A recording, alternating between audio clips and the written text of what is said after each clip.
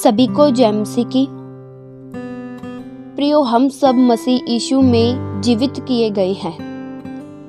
इफिसियों 2 के उसके 1 आयत में लिखा है, उसने तुम्हें भी जिलाया जो अपने अपराधों और पापों के कारण मरे हुए थे।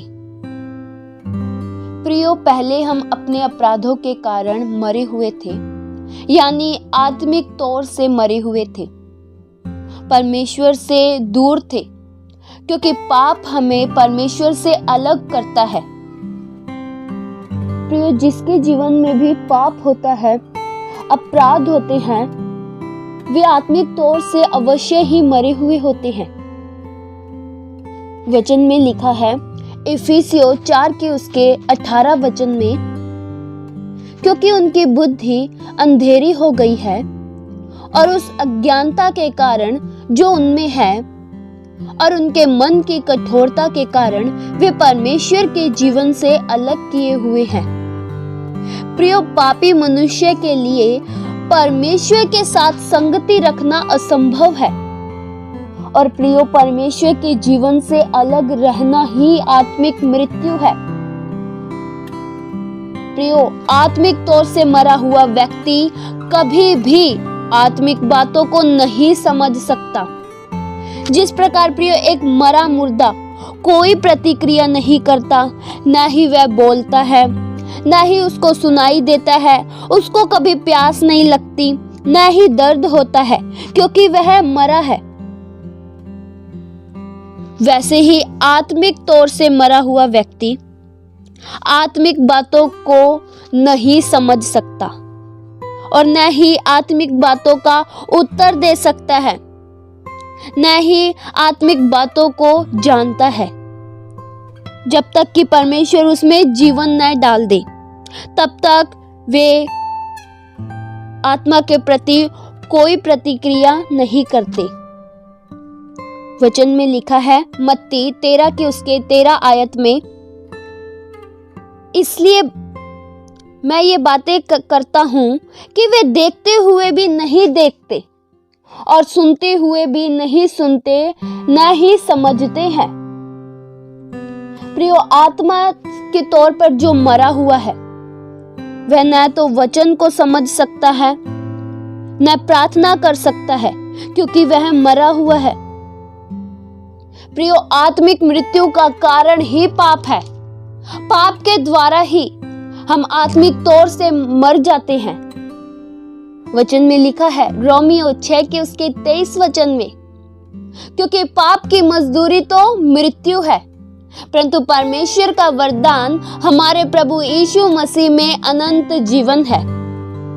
प्रियो, आत्मिक तौर से मृत्यु का मतलब है अलगाव, यानी कि जब हमारी आत्मा परमेश्वर से अलग हो जाती है।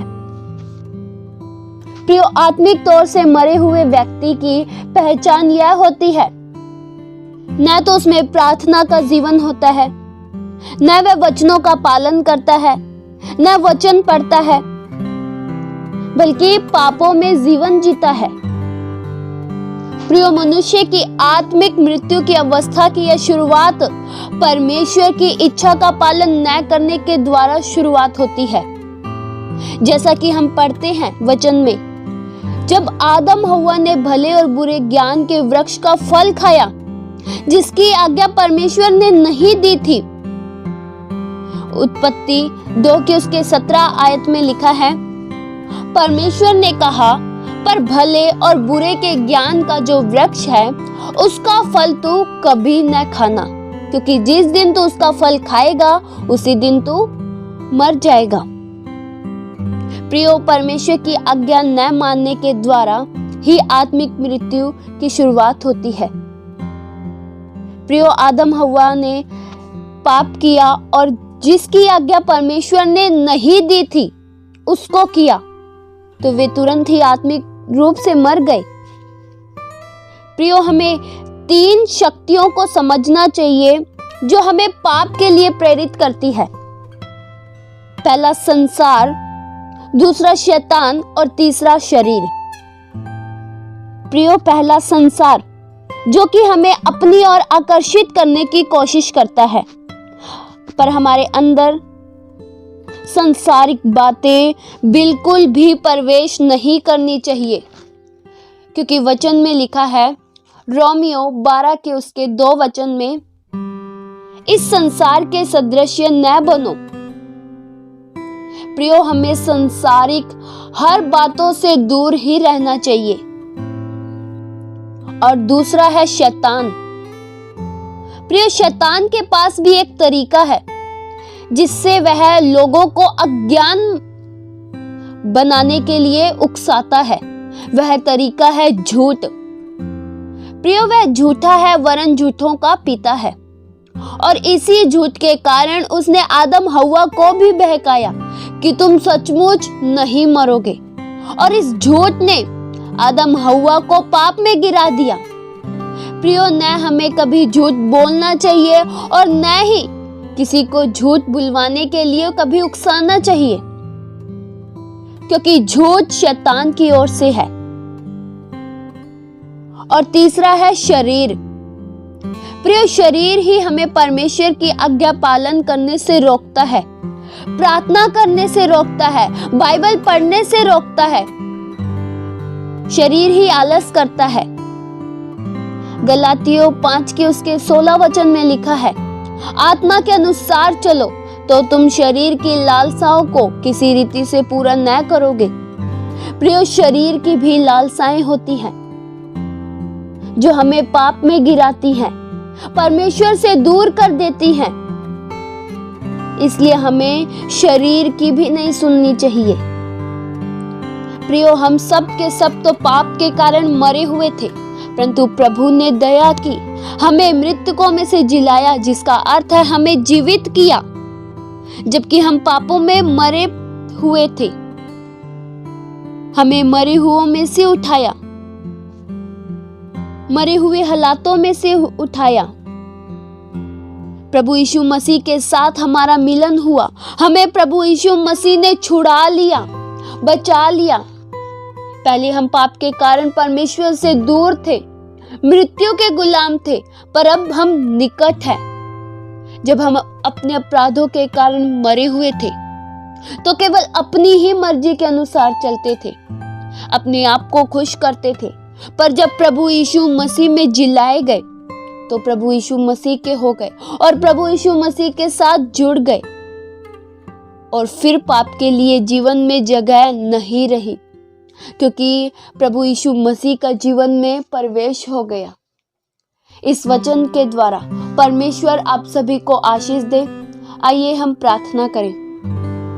हालेलुया। स्वर्गीय आसमानी पिता परमेश्वर, हम आपका धन्यवाद करते हैं।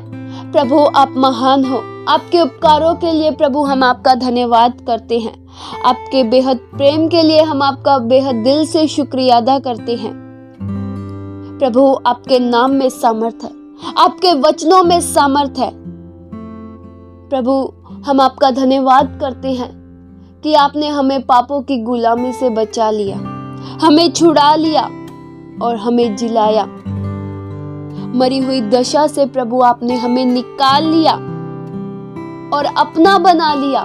इसलिए हम आपका धन्यवाद करते हैं। प्रभु, हम आप में बने रहे, आपका वचन हम में बना रहे, हमारा जीवन प्रभु आपको भाए। हम केवल आपके साथ संगति रखें और आपके जीवन में जुड़े रहें, आपके वचनों में जुड़े रहें, आपकी इच्छाओं का पालन करें, आपके वचनों का पालन करें, आपकी आज्ञाओं में हम चले। प्रभु, संसार, शैतान और शरीर की बातों में हम न फंसे। हमारे उद्धारकर्ता प्रभु केवल आप ही हो, हमारे मुक्तिदाता प्रभु आप ही हो। प्रभु, आप में ही अनंत जीवन है। प्रभु, आप में ही जीवन की हर बातें हैं। हम आपके अनुसार चले। ये प्रार्थना प्रभु यीशु मसीह के जीवित पवित्र नाम से मांगते हैं। सुनो और कबूल करो पिता। आमीन।